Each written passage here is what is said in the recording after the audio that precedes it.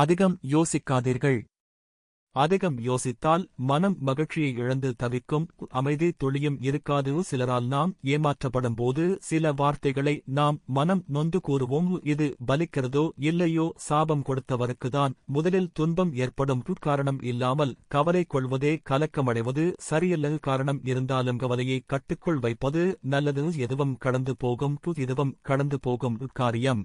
August கழுதை ஆனாலும் காலை பிடிக்கத்தான் வேண்டும். நாம் யாருக்கு எதை செய்தாலும் இரட்டிப்பாக திரும்பி வரும். முடிந்தவரை யாருக்கும் தீமை செய்யாமல் இருப்பது நல்லது. இறைவனை உடலும் உள்ளமும் உருக ஒரு முறை வணங்கினால் கூட அடுத்த பிறவி இல்லாமல் இருக்கலாம்.